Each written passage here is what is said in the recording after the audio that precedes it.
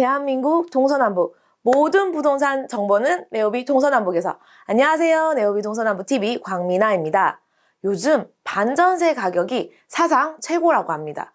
반전세라고 하는데 과연 그 반전세 기준이 어느 정도인지, 또 요즘 얼마 정도이길래 사상 최고라고 불리고 있는지 궁금하지 않으신가요?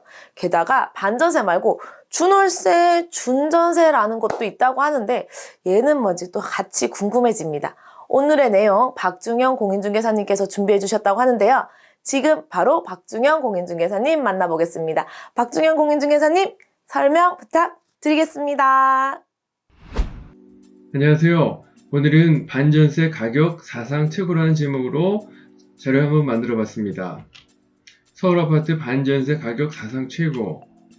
2020년 8월 12일 조선일보 경제신문에서 서울아파트 반전세 가격 사상 최고라는 제목으로 내용이 나왔는데, 그 내용을 자세히 보면 12월 한국감정원의 7월 주택가격 동향보고서에 따르면 지난달 서울아파트 반전세 가격지수는 전달보다 0.24% 오른 100.5를 기록했다.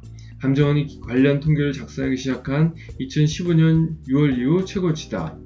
지난달 준전세 가격지수가 가장 많이 오른 지역은 강남권이었는데 강동구가 0.59%로 가장 많이 올랐고 서초, 송파구가 각각 0.39%씩 올랐다.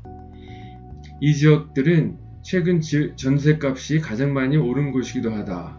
그리고 지난달 서울의 전세 수급 동향지수는 117.5로 지난 2016년 1월 119.9 이후 최고치를 기록했다. 이 지수가 100을 초과할수록 전세 수요에 비해 공급이 부족하다는 뜻이다라는 내용이 나왔습니다. 여기서 준전세, 반전세가 뭘까요? 그걸 한번 정리를 해보면, 우리가 일반적으로 월세와 전세로 나누는데 그 사이에 월세, 준월세, 준전세라고 세 가지로 구분을 했습니다. 그래서 월세는 순수 월세에 가까운 월세, 다시 말하면 보증금과 월세의 비율이 0에서 12배를 월세라고 판단을 했고, 준월세, 즉 중간 영역 월세로서 이것은 보증금과 월세 비율이 12에서 240배, 그리고 준전세, 다시 말해서 반전세는 전세에 가까운 월세로 보증금과 월세의 비율이 240배를 초과한다는 것으로 구분을 했습니다. 예를 들자면 전세금 2억 원인 경우에 보증금이 1천만 원이고 월세가 95만 원일 경우에는 보증금과 월세의 비율이 10.5로 월세에 가깝게 월세라고 표현을 할 수가 있고, 다른 경우 보증금 5천만 원에 월세 75만인 경우에는 보증금과 월세 비율이 66.7, 즉 준월세로 분류를 할 수가 있으며, 보증금 1억 2천만 원에 월세 40만 원인 경우에는 보증금과 월세 비율이 300으로 240배를 초과하기 때문에 이럴 경우에 준전세, 즉 반전세라고 표현을 합니다.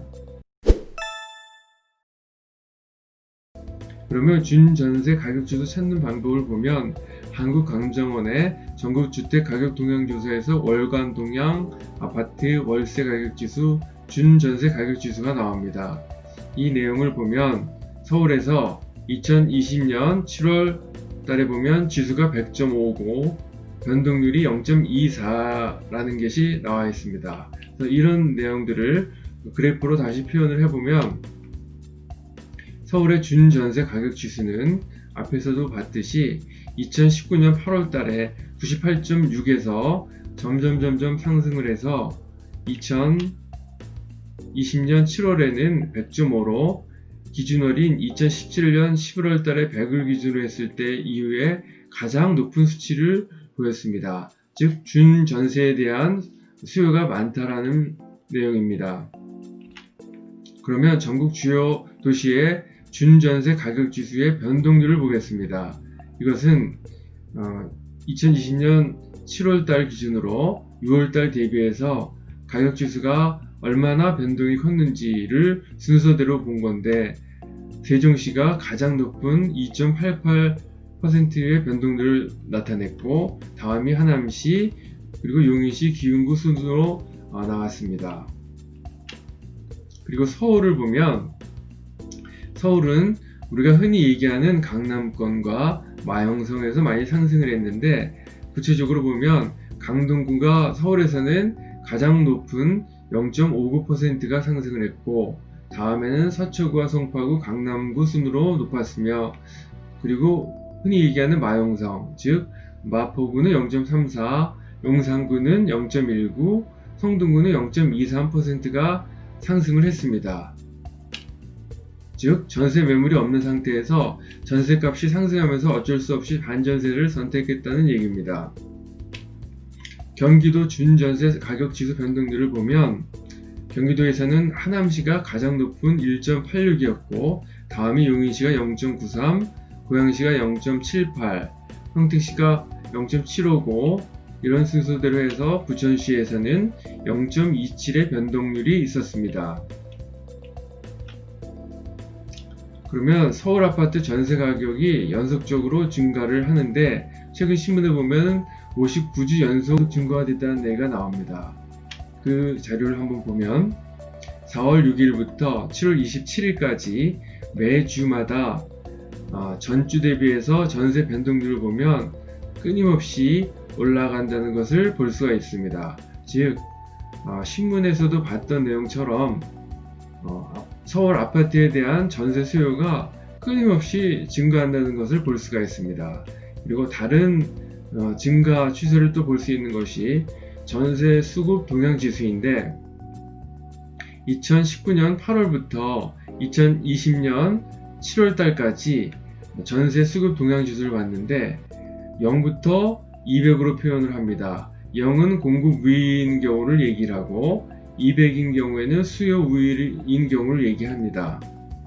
그래서 2020년 7월 달에 보면은 117.5로 지속적으로 높아졌다는 것을 알 수가 있습니다. 즉 100을 초과할수록 전세 수요에 비해서 공급이 턱없이 부족하다는 것을 볼 수가 있는데, 2019년 8월 달부터 지속적으로 꾸준히 전세 수급 동향 지수가 올라간다는 것을 알 수가 있습니다. 지금까지 내용이 도움이 되셨다면 좋아요와 구독을 꾹 눌러주세요. 감사합니다. 저도 반전세에 대해서 듣기는 했지만, 그리고 준선세, 준월세 같은 경우는 오늘 처음 듣는 거거든요. 이게 어떤 것인지에 대해서 박중현 공인중개사님 덕분에 깔끔하게 정리가 된 것 같습니다. 게다가 현재 어느 정도 수준인지, 그리고 어떤 것을 통해서 판단해야 되는지까지 배울 수 있어서 참 괜찮은 시간이었는데요. 저뿐만이 아니라 부동산에 관심 있으신 우리 네오비 동서남북 시청자 여러분들께도 도움이 되었으면 하는 작은 바람입니다.